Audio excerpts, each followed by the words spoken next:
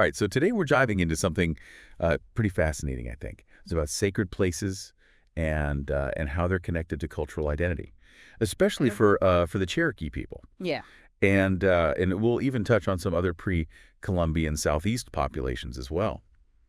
You know, one thing that's really interesting to me is that while our main source material doesn't specifically talk about sacred geometry, like Right. the actual term, Right. we're going to sort of explore this idea, this inherent reverence that these cultures have for very specific places. Mhm. And we're going to consider, maybe there are some underlying spatial principles, like, Mhm. like a deeper understanding of how they see the world and how they organize things, Yeah. especially given their rich cultural heritage and sophisticated knowledge systems, right? Absolutely. And the thesis we're exploring today is really fascinating. It's called The Plasticity of Place: The Lives of Cherokee Sacred Places and the Struggles to Protect Them by Nathaniel Francis Hawley. Oh, interesting title. Yeah. And through this deep dive, what we're really aiming to do is kind of unravel this really complex relationship between these incredibly important sites and the ongoing efforts by the Cherokee people to preserve them. I see.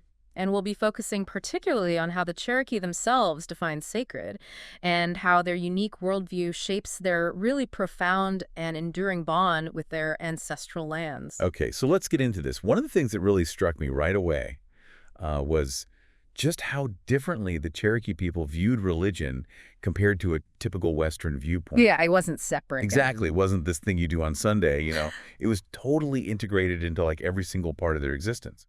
I think Jack D. Forbes said it best. Oh, how do you put it? He said, all that we do and are is our religion. Wow, that's so true. And, when you think about Vine Deloria Jr.'s concept of sacred geography, Yeah. it's this idea that every single place in their homeland has stories, it has meanings, and it shaped who they were as a people. Mm-hmm. So right off the bat, the key takeaway here is that for the Cherokee, the sacred wasn't confined to like specific buildings or rituals, It was just woven into everything, their whole existence, Yeah. and so tied to the land. It's just a totally different way of thinking about, well, religion, I guess. Yeah, it's almost like, how do you even begin to define something like that, right? I mean, especially as a non-native person trying to define what's sacred for the Cherokee. Oh, that's got to be a challenge. It is. And historian Joshua Piker talks about this. He says we have to navigate these two huge divides. One is just the obvious distance between a 21st century non-native scholar, us, Right. and the Cherokee people way back in the colonial era. So different. But then there's this fundamental difference, like how native and non-native perspectives just inherently understand and interpret history and spirituality. They're just completely different. It's not about finding this perfect definition. It's more about trying to grasp those core principles of traditional Cherokee religion. And that really all-encompassing concept of sacred geography, right? Exactly. And, James Mooney's observations from way back in the late 19th century with the Eastern Band, he even then noticed religion wasn't confined to certain ceremonies. It was just life. And then you have Barney Old Coyote. Oh, yeah. What did he say? This was in 1978 at the American Indian Religious Freedom Act hearings. He talked about how Native American religions often center on sacred places, but that clashes with Western ideas about owning land and developing it. It's such a fundamental difference. And Forbes's idea that religion is this living thing. Yeah. It encompasses everything, right? What we do, what we want, what we think. It's not just about formal worship. And isn't it fascinating how, even with the introduction of Christianity, as documented by Catherine Albanese, they didn't just abandon their own beliefs. No. They adapted it. They fit it in. Exactly. They molded it to fit their traditions, their connection to their land. And that created these unique Cherokee expressions of Christianity. It's fascinating, right? And speaking of fitting things in, storytelling and mythology play this huge role in creating and preserving Cherokee sacred geography. Yeah. Their oral tradition. It's not just entertainment. No, it's how they transmit knowledge, values, their relationship to the land. It makes you think about time differently. How so? Well, for some Cherokee, it's not linear. Like we think of it. Exactly. Right. It's more like this continuous experience, where the present and the mythic past are woven together. Vine Deloria contrasts this with the way non-Indians focus on dates and events, chronology. Right. This difference is so important in understanding how they connect with sacred places. Yeah, because it completely changes how you view the land itself. Right. For them, The earth is sacred, period. It's intrinsically valuable. It's the opposite of the Western view of land as something to be owned or exploited. Hmm. And Scott Momaday captures this beautifully. He says, the life of the Native American is centered in the natural world, is invested in the earth, in the landscape. The sense of place is paramount. And I love what Abenaki storyteller Joseph Bouchak says. Whereas in the Western mind, everything has a theory. In the American Indian mind, everything has a story. Oh, that's perfect. And T.M. Miles builds on that idea, explaining how these stories connect moral codes and their ways of knowing directly to the landscape. Right, to specific places. The Southern Appalachians aren't just a backdrop. No, they're part of their identity. Exactly. They shape each other, the land and the people. It makes you wonder, when those stories mention a specific location, that place becomes even more significant. Oh, yeah. The myth isn't just a story anymore. It's right there in the land. Exactly. And that landscape becomes a testament to their history, beliefs, and spirituality. You can almost feel a spatial logic within those stories, even if it's not formal geometry. So let's get into some of these stories, and maybe we'll see those hints of spatial order you mentioned. Okay, sounds good. The Cherokee creation story, for example. It's so tied to the Southern Appalachian landscape. Like Pilot Knob, the initial home of Silu and Kanadi. Even specific elements within the story suggest this idea of spatial significance, like the water beetle. Oh, right. Diving down to get the earth. Yeah, creating the land, and then the mountains forming from the buzzard's wings.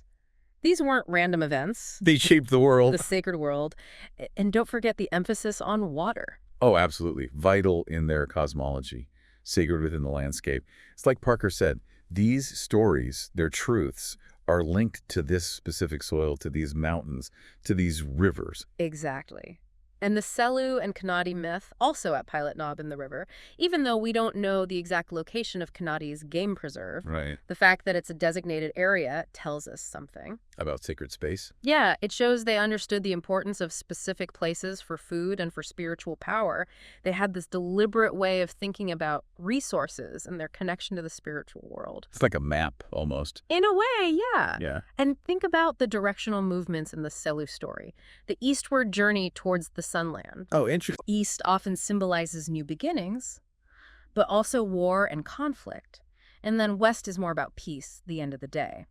These directions weren't just random choices. They reflected deeper cultural meanings about space. And then there's the Nanahe, the spirit people who live in specific mountains. Yeah. Like Nikwasi. Right, those mountains become sacred because they're protectors. And tied to those exact locations, it's like a spiritual mapping of the landscape. Where certain places have more power? Exactly. Like Sunagunyi or Tennessee Bald, the home of Sukalu, the slant-eyed giant. It's not some made-up place. It's a real mountain with real spiritual significance.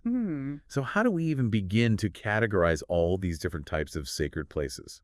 Well, Vine Deloria had two main categories, places made sacred by events and places inherently holy. Okay, I see. And there are parallels in ancient Roman thinking, too. Oh. Yeah, they had loca sacra, places made sacred by human actions, and loca religiosa, places holy because of a divine presence or a miracle. But we have to remember that categories might not fully grasp the Cherokee understanding. Right, because for them, sacredness is fluid. Exactly, it's interconnected. And it can change over time. So let's look at some specific examples. What about Chota? Okay, so Chota. Historically, it was a peace town, a center for diplomatic relations. And strategically located along the Little Tennessee River. Right, in the Overhill region, a key part of their ancestral homeland, and the setting for a lot of Cherokee myths. The Tellico Dam project really highlights the conflict between development and protecting these sacred sites. Oh, absolutely. Especially given the river itself, the Longman, or Yunwi Gunahita. It was so important to the Cherokee. Chota's role changed throughout history, from a diplomatic center to a beloved town destroyed in the Revolution, and then the controversy around the Tellico Dam. It wasn't just about a historical site. Right, it was about their spiritual connection to the land. Exactly. Amanita Sequoia talked about the potential loss of knowledge and spiritual power if Chota was flooded. Powerful. And it's interesting, even within the Cherokee community, there were different views. Oh yeah, how so? Well, the Eastern Band and the Cherokee Nation, because of their different experiences, historically and geographically, they approached the Tellico project differently. It's complex. It is. And the legal battles. They showed how hard it was for the courts to grasp the religious significance of the land. They didn't get it. They kept seeing it as a cultural or historical issue, not religious. And they assumed that the Cherokee didn't know where the sacred places were until archaeologists came along. Ignoring their oral traditions. Totally. But even though the site was flooded, there's a memorial now, replicating the townhouse and the sacred hearth. It's a reminder of what was lost. And the enduring significance of that place. What about Nikwasi Mound? Another mother town. Yes, and Mooney recorded that it was one of the keepers of the sacred fire. And then you have that myth of the Nunhai defending it. It was more than a place of safety. It was a connection point to the spirit world. And after European contact, it was a constant fight to protect Nikwasi. Treaties, land sales, the whole thing. Yeah. But in the 20th century, non-Cherokees got involved because of the historic preservation movement. Interesting. It's like the mound's sacredness shifted, at least for the local non-Cherokee community. And it ended up being deeded to the town of Franklin. For preservation. It shows how the meaning of a sacred place can change depending on who's looking at it. Finally, there's Kituwa Mound. Another crucial mother town. Connected to the Cherokee origin story. They're the Aniunwia, the principal people. And that myth about the mounds and the constant fire. Protected by the cedar trunk in the hearth, it was central to their beliefs. And Kituwa's political influence changed over time. After the treaties and the removal era, there were fights for control. People like Yonaguska trying to regain it. But even when it wasn't controlled by the Cherokee, it was still spiritually important. The home of the first fire. Right. And then in 1996, the Eastern Band bought it back. Huge moment. It was. And then there were debates about preservation versus development. But when they found human remains there in 2000, Everyone came together to protect it. it unified them. And then the Duke Energy substation controversy. All 3 Cherokee tribes united against it. It shows how sacred that place remains. Absolutely. So, thinking about everything we talked about, some key themes stand out, like the Cherokee concept of sacredness.